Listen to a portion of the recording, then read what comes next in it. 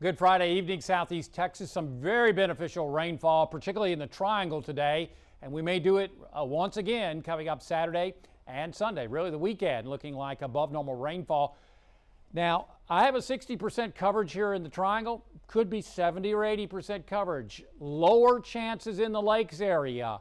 This is numerous. 60% coverage is numerous showers and storms. More of a scattering up in the lakes area. Same story on Sunday, but still decent rain chances. By Monday and Tuesday, rain chances start leveling off and going down, I should say, as higher pressure builds on in. Then rain chances may actually go back up towards Thursday and Friday. I'll show you why in just a second. But again, some very beneficial rainfall. A little too much just east of Hampshire, between Hampshire and LaBelle, where some 6 inches fell. As you can see, spots around the area anywhere from 1 to 2, 3, and 4 inches, quite common just today. So widespread rainfall over the Triangle, more of a scattering up in the lakes area, where anywhere from nada to as much as about 2 inches, 1 to 2 inches in spots. One bullseye right over towards Woodville down 190, where almost 3 inches fell.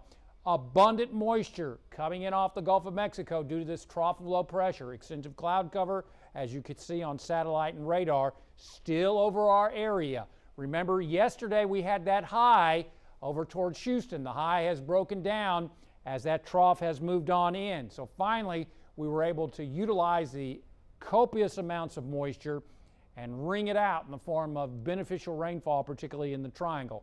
Now, today, winds aloft were from west, or I should say from east to west. So everything was moving generally from east to west. Tomorrow, the trough is going to move off towards the east. So our winds are going to turn more southeasterly. So it may be a better chance of rain and thunderstorm activity in the lakes area. Copious amounts of moisture residing and persisting over the area right on through Saturday, but may go down as we head towards Sunday.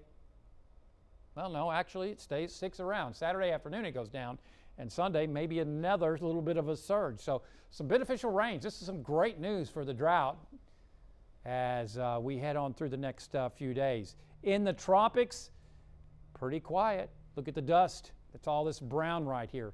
This dust has moved on into Texas and western Gulf of Mexico. There's actually a little bit of low pressure over towards the eastern Gulf of Mexico in the upper levels, but the Gulf is quiet, not expecting any problems.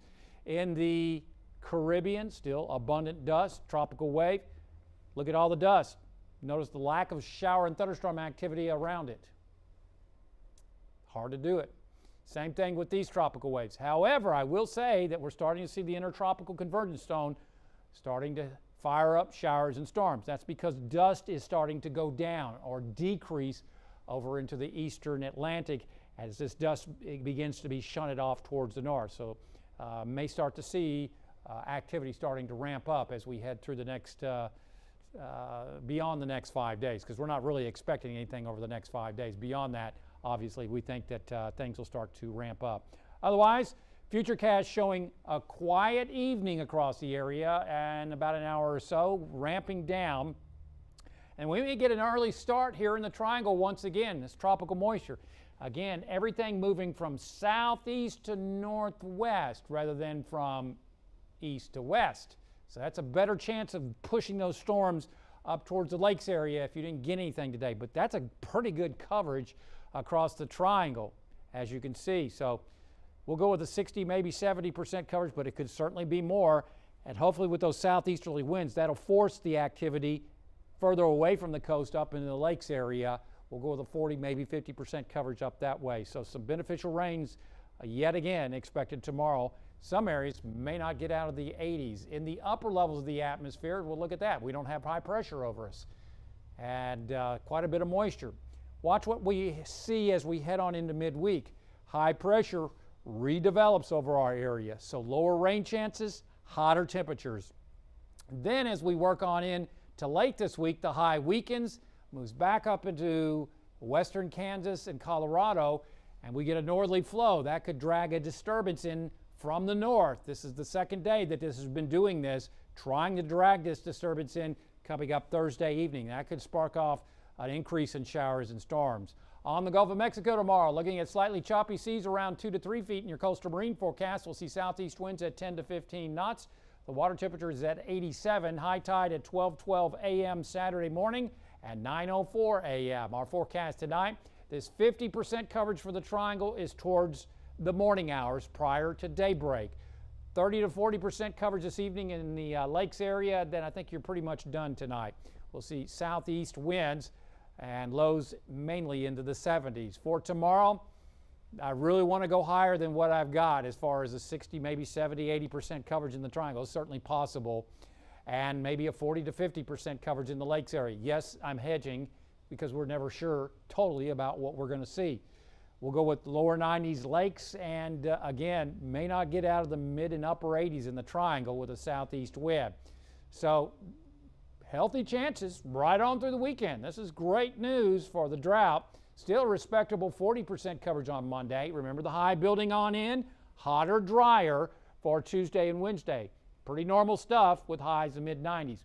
Then remember this disturbance coming in? Remember that graphic? Yeah, we may see something trying to come in from the north, so that is why I'm going with higher chances coming up on Thursday. We'll probably normally see a 30% coverage this time of year, so with that disturbance that could aid in lifting the atmosphere. So we'll add a 10 to 20% coverage on top of what we normally get. Seems reasonable to me.